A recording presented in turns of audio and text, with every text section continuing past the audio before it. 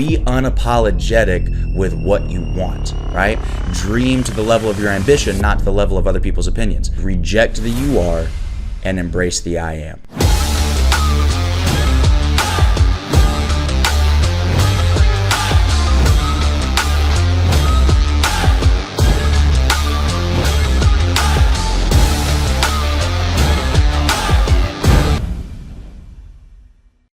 What's going on, y'all? Welcome back to another episode of Money Mondays. And I got a topic today that I think is going to be a little bit interesting. It still falls into alignment with what I normally talk about on Money Mondays. It's still business, it's still economics, it's still finance. But this is going to be a little bit more of the intangibles of business. This is going to be a little bit more of the X factor of business, right? And the first thing that I want to do before we really get into the content and the subject matter of this video is I want you to ask yourself, what is it that you want?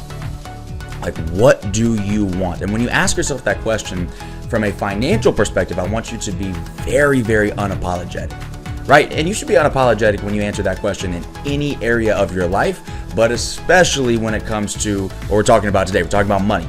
Be unapologetic with what you want, right? And this is something that took me a long time to grow out of. I feel like I almost had like survivor's guilt because I didn't ever grow up around people with money. I never knew anybody with money. And so for me, setting some of the goals that I had, they were very audacious. They were very big and ambitious goals. And so for me, it was almost a challenge to allow myself to dream at the magnitude that I knew that I wanted to dream at. Does that make sense? It was almost hard for me to give myself permission to dream at that scale and at that level. So I don't want you to go through that problem. I want you to dream unapologetically. And the thing that really switched my perspective about this was honestly my spiritual journey, because I started to realize, okay, everybody says these certain things. Everybody says, don't be in a hurry, don't be in a rush, don't have such a sense of urgency. You're going to stress yourself out. You're going to burn out. Why are you trying to be a millionaire by 25 or 26? Why are you trying to accomplish this by 25 or 26? Why are you trying to do that? And what I finally understood after years of slowing myself down was that it's not up to them. Like those people who are saying that, those people that are asking you to slow down, those people that are saying that it's not worth it, slow down, you're going to burn out. It's not up to them. It's up to God. Like what you get is up to God, and it's up to the level of effort that you put in consistently over time. Those are the factors that determine success. The other people's opinions have nothing to do with how successful you can be. So why not dream at the level that you want to dream at, not what they want you to dream at? Why would you not dream at the level that you are comfortable with, that you feel called to, rather than what they think is right or what is humble enough? Like, I hate that term. Like, be humble, that you should have humility, you should not have pride, you should not have arrogance. But at the same time, don't allow trying to be this goody two-shoes intrude on your own ambitions and your own purpose and your own calling. So that's the first thing that I want to make sure that you understand, because before we can achieve anything, regardless of what the goal is, physical fitness goal, financial goal, does not matter, you have to be able to dream at a level that you are called to, not what everybody else around you think that you should be at. All right, so that's number one. Now, the topic for today is 3 quick tips. I know that sounds kind of cliche, sounds like it's what's expected for YouTube, right?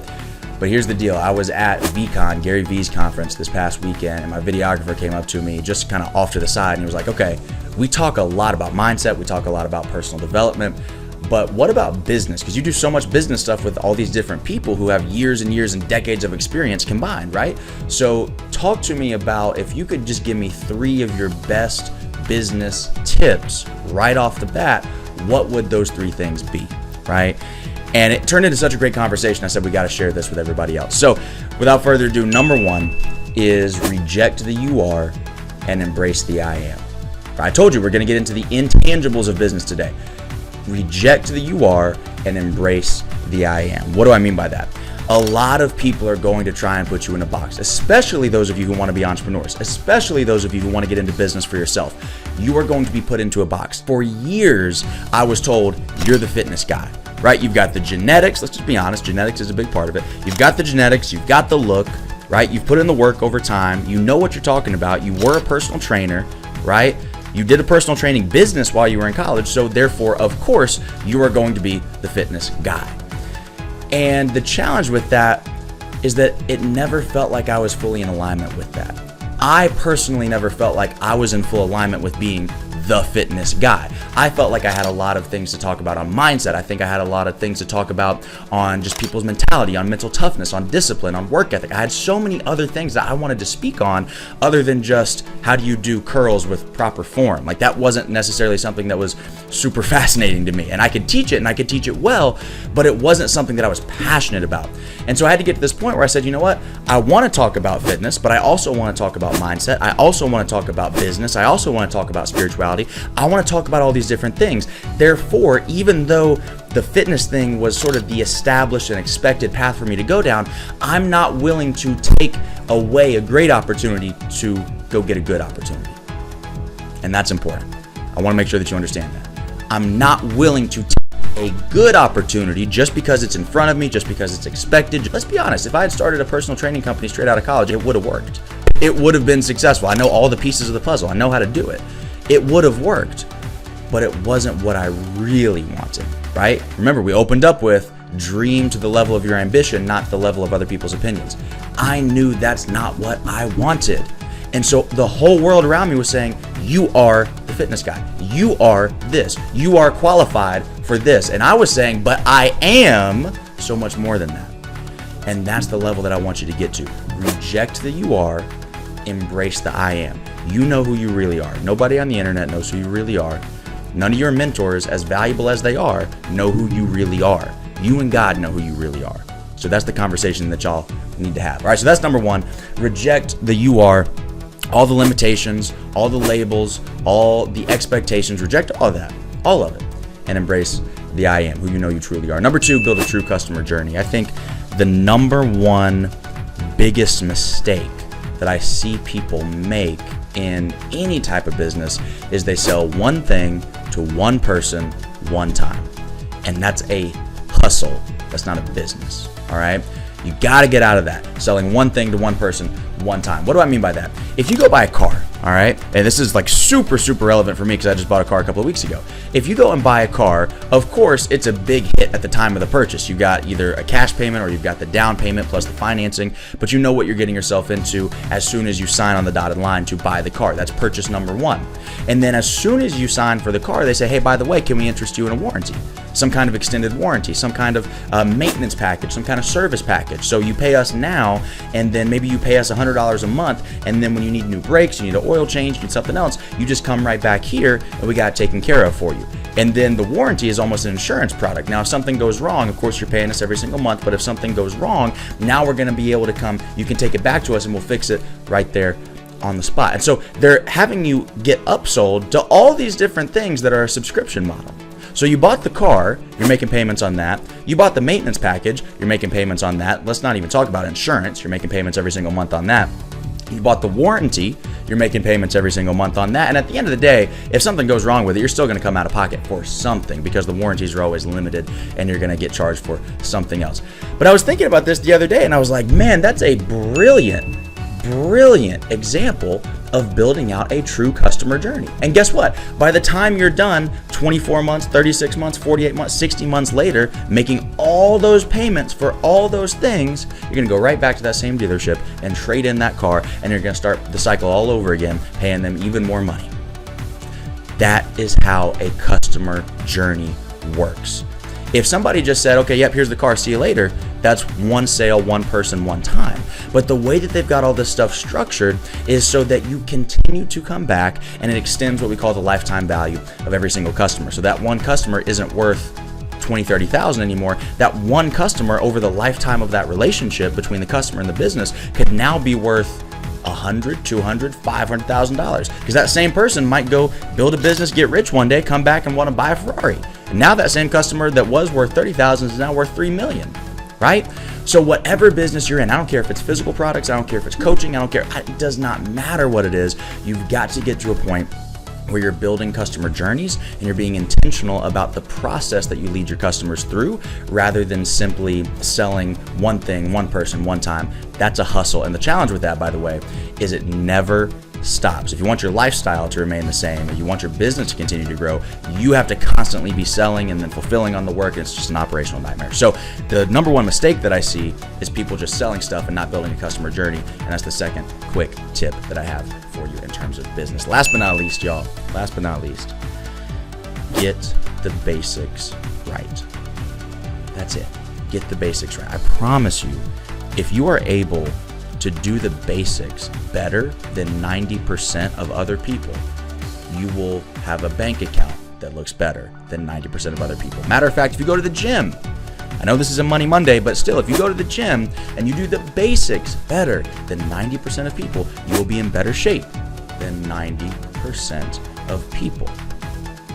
It's not about doing the things that are super advanced or super difficult or super challenging for you to do. It's about doing the easy stuff well at a very, very high level of quality and execution consistently over time.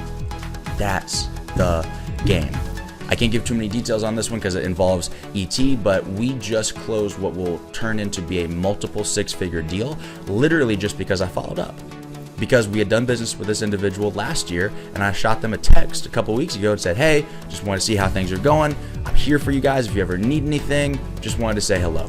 And text me back, say, hey, actually, we've got this thing coming up. Let's see if we can work something out. And that one text is going to turn into a multiple six-figure deal, all from follow-up. And the amount of people who are in business, now let's not even talk business, who are in business, who are in the gym, who are in a relationship, who are in whatever it is that you are focused on right now in your life, the amount of people that are doing things and they see what other people do at a high level and they want to copy that instead of just doing the basics that they've been doing for the last 20 years and doing it well consistently over time and not stopping, those are the people who will win over time, right? That same individual that I reached out to via text, that deal came from, we actually had some challenges in the last deal that we did, and we went so far above and beyond to make sure that their experience was still phenomenal, that they still had a great experience, that they still left feeling good about working with us. Things like that, the basics, the follow-up, the experience, the customer service, that is what leads to business success. All the fancy stuff, the AI is great. It's amazing. It is, I promise you. But it pales in comparison to doing the easy things well. I remember when I was at Michigan, I was working on this vault. It was called a handspring double front. I really wasn't good enough to be trying that vault, but I thought it was cool. I wanted to take a stab at it. And I had enough power to do it. And I had decent enough technique to do it. My challenge was I kept getting lost in the air, right? And in gymnastics, what that means is you're flying through the air and you just don't know where you are in space. You don't know if you're right side up or upside down. You can't figure it out. And I kept getting lost over and over and over when I was doing this skill. And eventually, one of my coaches came up to me and he said, can you do a triple front on trampoline? And in my mind, I was like, first of all, the gym I grew up in did not have a trampoline, so I don't know why you think I would be able to do that. Second of all, what's the correlation here? Why are you asking me? I'm trying to do this super difficult skill on vault. You're talking to me about some basic stuff that most kids learn when they're 12, 13, 14 years old on trampoline. What's the correlation here? He said, well, if you can't do the easy things right on trampoline and you try and translate, even though it's different, it's way more challenging. It's the big boy version, but it's a similar movement. You're trying to translate that. You haven't even mastered the basics. Now you're trying to come over here and compete with the big dog. It's not going to work. So no matter what it is that you're doing in life, identify what those basic building blocks, what's the foundation of it, and then just knock those out of the park. I promise you everything else will come in due time, and when it does come, it will come more easily and more naturally than you ever thought possible.